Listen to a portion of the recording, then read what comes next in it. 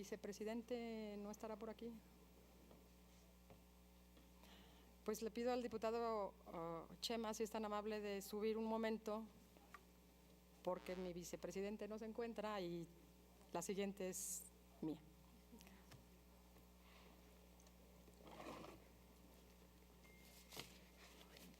Sí, es así, ¿verdad?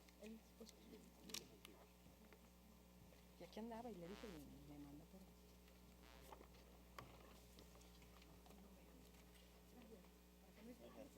Claro.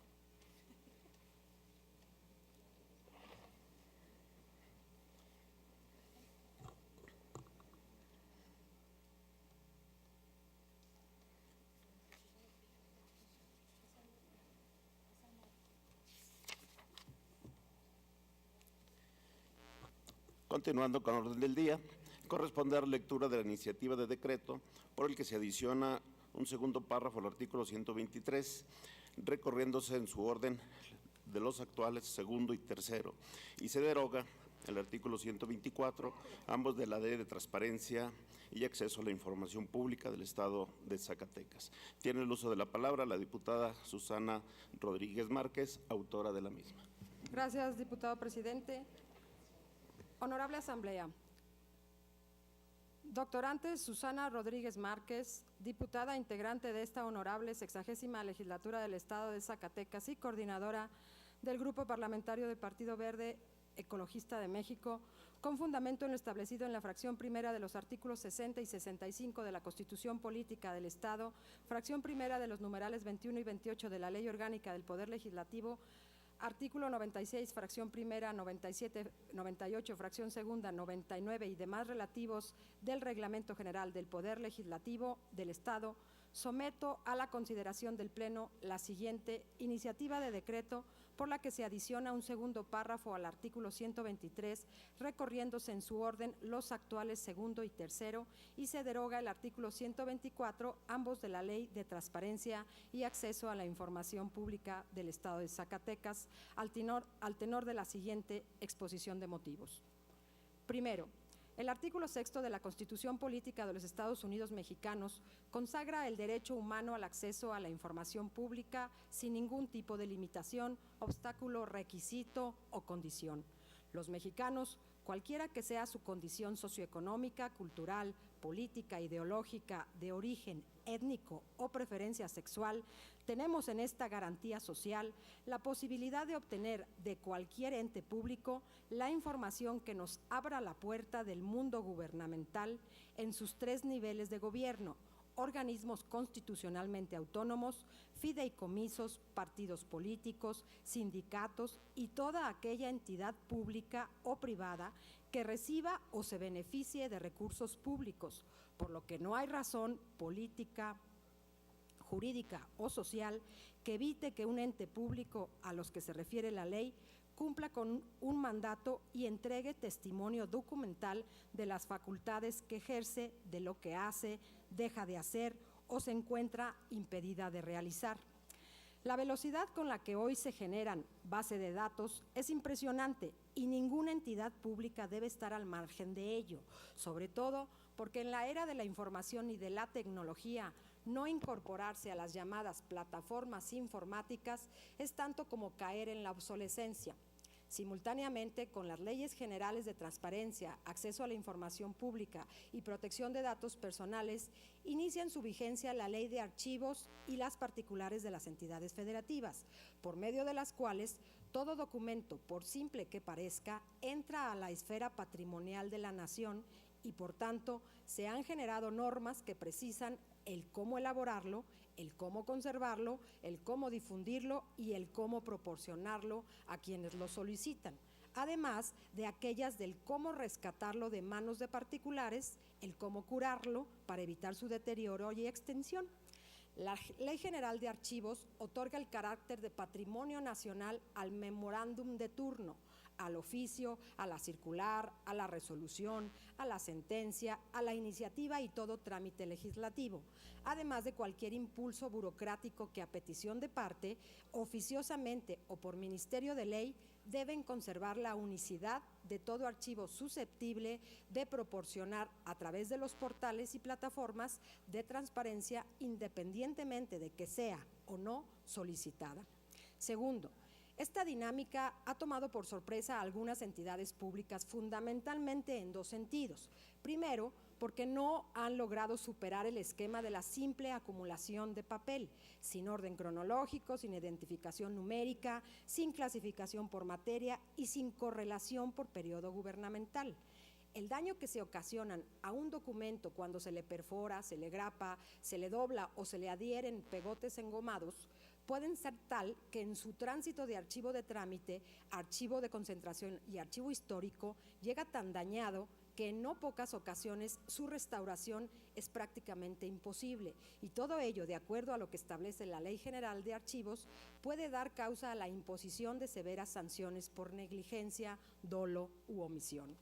Segundo, porque hoy en día tenemos autoridades de toda índole, materia, nivel y jerarquía que considera que es un acto personal de voluntad el dar o no otorgar la información que se solicita.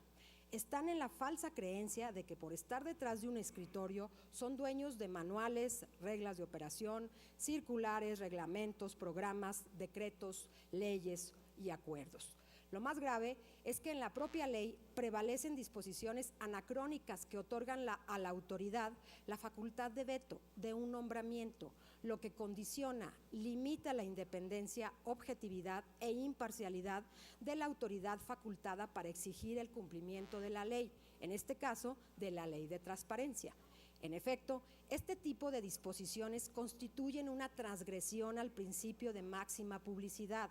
en tanto que a través de ese veto se pueden influir para tener al organismo garante de la información en condición de inferior o de subordinado, lo cual es un contrasentido, porque si por un lado se proclama la transparencia, por otro lado, al vetar a un comisionado cuyo perfil y trayectoria es de exigencia y de supervisión estricta, queda claro que la transparencia quedará en una simple simulación. Tercero, la presente iniciativa de decreto propone derogar el artículo 124 de la Ley de Transparencia y Acceso a la Información Pública del Estado de Zacatecas, el que, ubicado en el título de responsables en materia de transparencia y acceso a la información, en su sección cuarta, denominada de la integración y funcionamiento, el numeral de referencia señala lo siguiente: el nombramiento a que se refiere el artículo anterior podrá ser objetado por el gobernador del Estado en un plazo de 10 días hábiles. Si el gobernador no objetara el nombramiento dentro de dicho plazo, ocupará el cargo de comisionado la persona nombrada por la legislatura del Estado. En caso de que el gobernador del Estado objetara el nombramiento, la legislatura del Estado nombrará una nueva propuesta en los términos del párrafo anterior, con la votación de las 3/5 partes de los miembros presentes, designará al comisionado que ocupará la vacante. Esta disposición pareciera suponer que si al gobernador del Estado no le agrada o no le satisface el perfil de un comisionado que ya pasó por los múltiples filtros ciudadanos de una convocatoria pública abierta, examinada y calificada su elegibilidad e idoneidad, designados mediante cédula por el Pleno de la Legislatura y que además ya rindieron protesta constitucional de obediencia y cumplimiento de la Constitución Política de los Estados Unidos Mexicanos, la particular del Estado y las leyes que de las mismas emanen, lo veta, emite un voto de censura o lo objeta, términos utilizados indistintamente para referirse a la detención, suspensión o negativa de promulgar o sancionar una resolución, ya sea ley o decreto del Poder Legislativo. Entonces, la transparencia queda en manos de una sola persona, lo cual no es ni puede considerarse un procedimiento democrático de designación de un comisionado, máxime que en el caso de nuestra entidad federativa ha marcado la pauta a nivel nacional en materia de transparencia, acceso a la información y rendición de cuentas. La disposición contenida en el artículo 124 que se propone derogar evidentemente olvida que el ISAI es un organismo constitucionalmente autónomo, con personalidad jurídica y patrimonio propios, sustentado en los principios de certeza, eficacia, imparcialidad, independencia, legalidad, máxima publicidad, objetividad y profesionalismo. Siendo así, como lo es, nada tiene que hacer el titular del Poder Ejecutivo en turno en los procedimientos formal y materialmente legislativos de nombramiento de comisionado integrante del señalado instituto, como tampoco puede interferir en la integración y funcionamiento del órgano garante de la información. No es ocioso mencionar que en estados como Querétaro, Chihuahua, San Luis Potosí, Durango, Jalisco, Guerrero, su respectiva ley de transparencia no considera la hipótesis normativa de que el titular del Poder Ejecutivo emita objeción o vete el decreto de la respectiva legislatura, puesto que en estas disposiciones se precisa que es la Ley General de Responsabilidades de los Servidores Públicos y la particular de cada entidad federativa la que aplica en los casos de responsabilidades de los comisionados de los institutos de transparencia y acceso a la información pública. La responsabilidad pública, política, social, económica y democrática de designar a un comisionado es, sin duda, del poder legislativo en el que se sintetizan las fuerzas políticas e ideológicas que se expresan en los grupos parlamentarios. Y no solo eso, sino que es la soberanía popular del Pleno, mediante el voto de cuando menos las 2/3 partes de los diputados presentes, quienes eligen a la persona que sea comisionado del Instituto de Transparencia y Acceso a la Información Pública.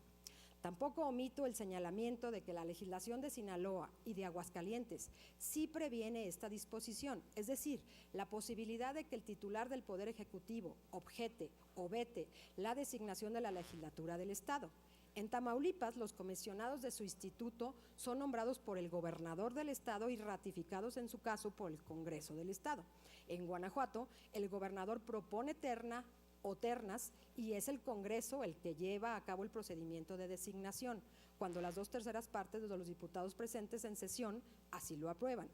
Las motivaciones en estos casos son variadas y respetables, atienden a las condiciones políticas y sociales de cada entidad federativa, pero somos de la idea de que deben superarse esquemas tradicionales y avanzar hacia la ciudadanización de los órganos del Estado. De aprobarse la presente iniciativa de decreto, no conlleva un impacto presupuestal que provoque cargas financieras o presupuestales, ni al titular del Poder Ejecutivo como al propio organismo garante de la transparencia en el Estado.